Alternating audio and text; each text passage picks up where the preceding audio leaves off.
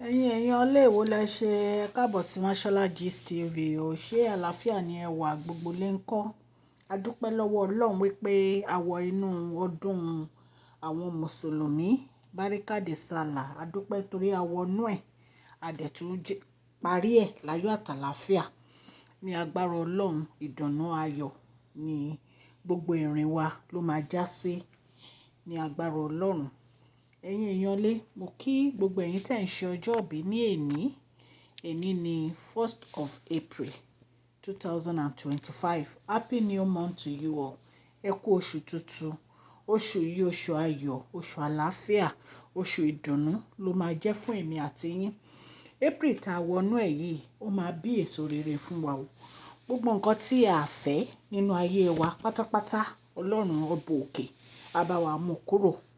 Ìdùnnú ayọ̀ ni ọ̀rọ̀ wa máa já sí. Bí a ṣe gbọ́ wọ́n ní àǹtí wáyé, wọ́n ní wọ́n gba ọ̀dọ̀ Chief Abiola Dosunmu, ní ìsìn wọ́n jẹ́ Fenadex Ẹlẹ́gbẹ́dé. A bí wọn ní July 29, 1947 as a Nigerian businesswoman ni wọ́n, socialite àti traditional list ni màmá wa Dosunmu Fenadex. Ẹ dẹ̀ mọ̀ wípé àwọn gangan ni wọ́n ń pè ní Erelu Kuti ní VI of Lagos. Bí a ṣe gbọ́ ọ̀rọ̀ wọn nìyí, a ti mú gist wọn wá rí. Wọ́n close mọ́ kábíyèsí gan. Wọ́n dẹ̀ ní láti ìgbà tí kábíyèsí ti fẹ́ Queen Naomi ni wọ́n ti ń support Queen Naomi, tí wọ́n dẹ̀ láìkí ìgbésí ayé Queen Naomi àti kábíyèsí pẹ̀lú ìfẹ́ tí àwọn méjèèjì jọ ní síra wọn. Wọ́n ní bí àǹtí wa ṣe gba ọ̀dọ̀ ẹ̀ lọ nìyẹn o, wípé kí wọ́n wá bá òun dá sí ọ̀rọ̀ tó ṣẹlẹ̀. Ẹ̀yin náà mọ gbogbo nǹkan tí ojú àǹtí wa yé ti rí pẹ̀lú gbogbo iṣẹ́ tí wọ́n ṣe nínú ààfin bàbá wẹ̀rẹ̀ ńlá lórí ọ̀rọ̀ yẹ̀pẹ̀ tí wọ́n lọ bù àti gbogbo nǹkan tí wọ́n láwọn já fún, wípé kábíyèsí wọ́n fún Prince Tade ní káwò ní gbogbo àwọn nǹkan tán ní, wípé kí ni ti èrè ọmọ tí àwọn. Bí a ṣe gbọ́ nìyẹn allegedly. So wọ́n ní màmá wa Dosunmu Fenadex, wọ́n ní wọ́n yarí láti rí wọn. Wọ́n ní wọ́n refuse láti rí wọn, wípé àwọn ò fẹ́ rí wọn nítorí pé wọ́n believe pé àwọn ni wọ́n fẹ́ kí Queen Naomi kan wá sí inú palace yẹn. Wípé gbogbo wọn, wọ́n fi ọwọ́ sowọ́pọ̀, wọ́n ń dìtẹ̀ Queen Naomi. Wípé nítorí ẹ̀ àwọn ò ní nǹkan kan táwọn fẹ́ bá àǹtí wa sọ. Wọ́n nítorí pé inú palace ni àwọn àǹtí wa gbogbo ti bá Queen Naomi. Kì í ṣe pé Queen Naomi ti kọ kábíyèsí nígbà tí wọ́n wá sí inú palace bàbá wẹ̀rẹ̀ ńlá. Queen Naomi ṣì wà nínú palace. Gbogbo wọn ń wá lẹ́yọ kọ̀ọ̀kan ni. Wọ́n mọ ìtàn àǹtí wáyé dáadáa. So wọ́n láwọn refuse láti bá àǹtí wáyé sọ̀rọ̀. Àwọn dẹ̀ refuse láti dá sọ̀rọ̀ àǹtí wáyé.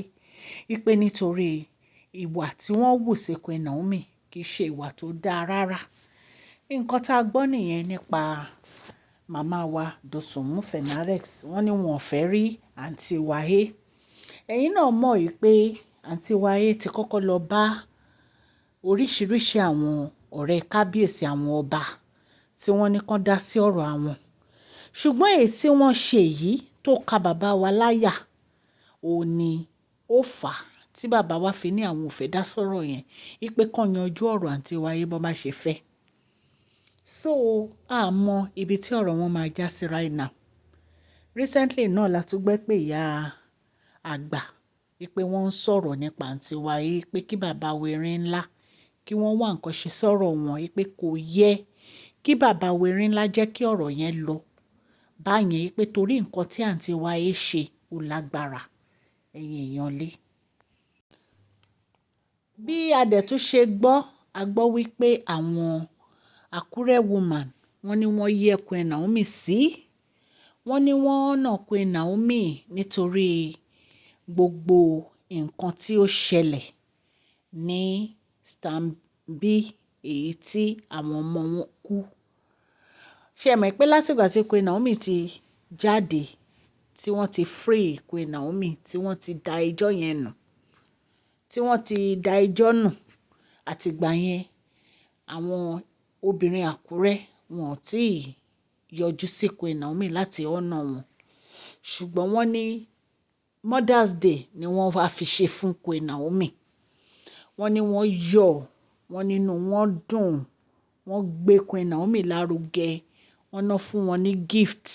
Nǹkan tá a gbọ́ ni wọ́n láwọn èèyàn pọ̀ gan-an níbẹ̀, wípé inú wọn dùn gan-an, wípé wọ́n kọrin, wọ́n dúpẹ́ lọ́dọ̀ Ọlọ́run fún Queen Naomi àti bàbá wẹ̀rẹ̀ ńlá. So gbogbo àwọn gist mo fẹ́ try láti mú wá sójú kan ní ẹ̀yin èèyàn lé.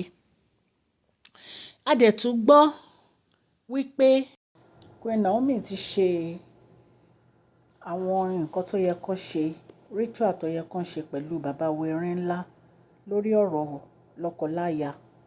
Ẹ mọ̀ pé ìgbà tán ti kúrò nínú palace yẹn, wọ́n ní wọ́n gbọ́dọ̀ gbé ìgbésẹ̀ láti ṣe ritual yẹn láti fi lè padà wá sí inú ààfin bàbá wẹ̀rẹ̀ ńlá.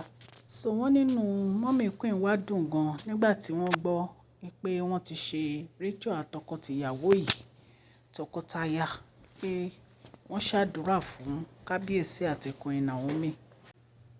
Ẹ̀yin èèyàn lé, kò ní jù báyìí lọ. Àwọn nǹkan tá a gbọ́ nìyẹn tá a ní ká mú wá fún yín. Ọlọ́run Elédùmarè á wà pẹ̀lú kábíyèsí àti Queen Naomi o. Mo mọ̀ pé gbogbo àwọn sísí wa gbogbo yìí wọ́n kàn ń jealous Queen Naomi ni. Ìjà owó òun ni wọ́n ń jà. Mo dẹ̀ mọ̀ pé Ọlọ́run á gbé Queen Naomi lékè. Mo dúpẹ́ lọ́wọ́ gbogbo etí tó ń gbọ́ bí mo ṣe máa ń sọ allegedly nǹkan tá a gbọ́ la wá torchlight sí. Ọlọ́run Elédùmarè ọba láàánú á ṣàánú fún gbogbo yín o. Gbogbo àdáwọ́lé yín á máa yọrí sí rere o. Òkè òkè ni ọlá yín á máa lọ, ọlá yín ò ní lọ ìsàlẹ̀ láíláí.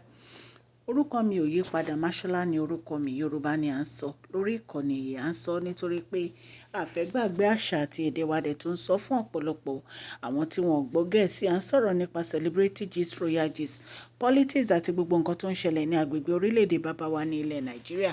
Tẹ́ bá ti subscribe, ẹ tẹ notification bell yín so that tẹ́ bá ti post any gist ẹ máa rí. Òkè òkè ni ọlá yín á máa lọ, ọlá yín ò ní lọ ìsàlẹ̀ láíláí. Ẹ má gbàgbé kẹ́ fún fídíò yìí ní thumbs up, ó ṣe pàtàkì fún channel wa.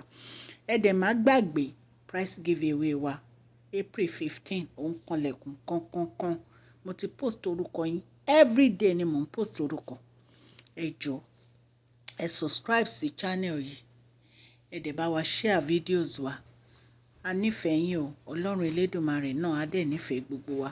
Please share this video, like and subscribe. God bless you all. Mashola Gist TV. Love you all.